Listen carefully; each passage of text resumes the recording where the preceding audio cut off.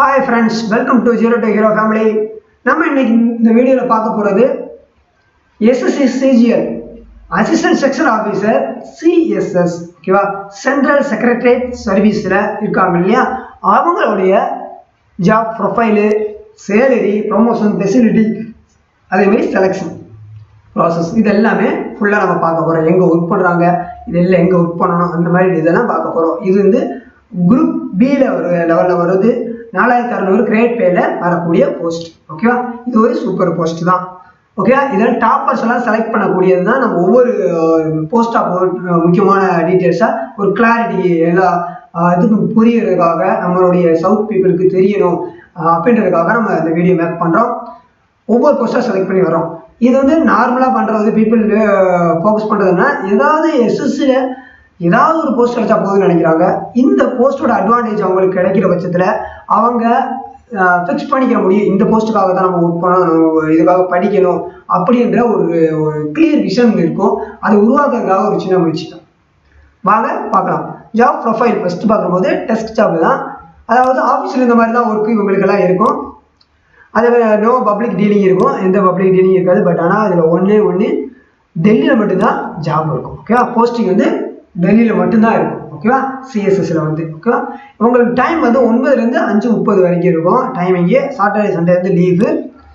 இவங்க வந்து எல்லா மினிஸ்ட்ரி ஹெட் குவார்டர்ஸ்லையும் ஒர்க் பண்ண முடியும். டெல்லியில் வந்து எல்லா மினிஸ்ட்ரி இதுலேயும் ஒர்க் பண்ண முடியும். இவங்க சர்வீஸ் காலங்களுக்குள்ள 4-5 மினிஸ்ட்ரிலேயே அவங்க ஒர்க் பண்ணிடுவாங்க. எல்லா இதுலேயும் அவங்களுக்கு ஓவராலாக நல்ல ஒரு எக்ஸ்பீரியன்ஸ் அவங்களுக்கு கிடச்சிருக்கும் ஓகேவா.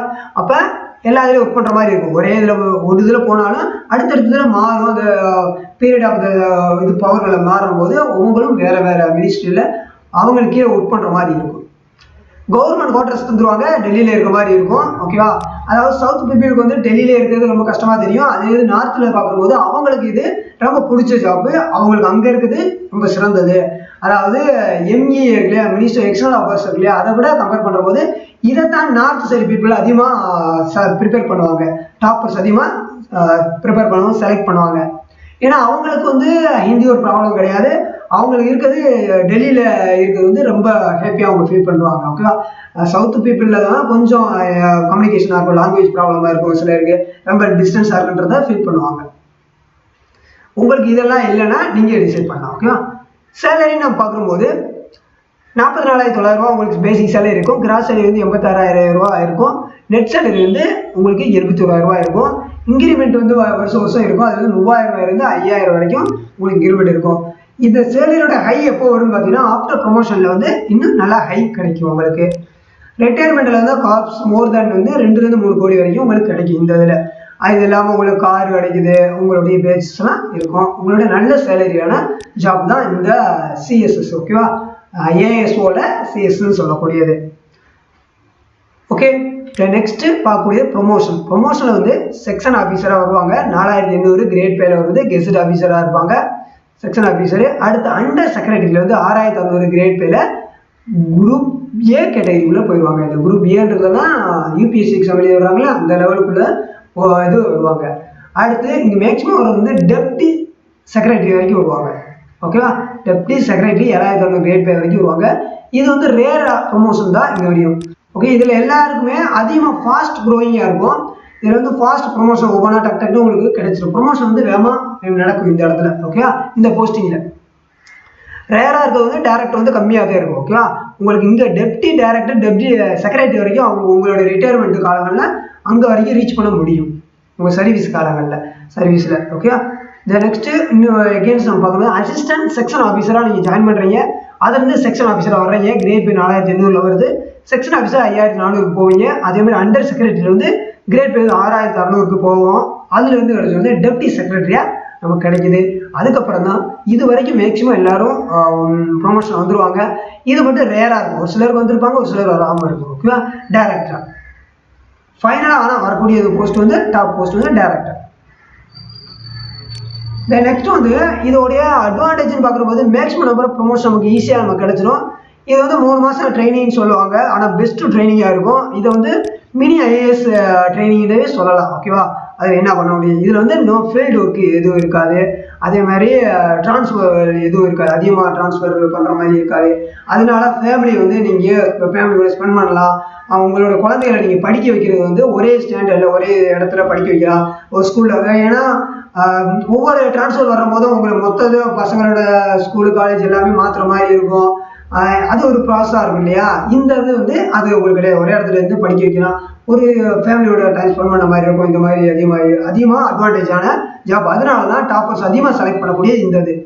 இதில் இன்னும் ப்ளஸ் என்னன்னு பார்த்தீங்கன்னா, எல்லா மினிஸ்ட்ரேஷனும் ஆல்ரெடி நம்ம பார்த்தோம்ல, ஆல் மினிஸ்ட்ரேஷன்லையும் ஒர்க் பண்ண முடியும்னு சொல்லியிருந்தோம். இவங்க டேரெக்டாகவே மினிஸ்டரோட இன்ட்ராக்ட் பண்ண முடியும்.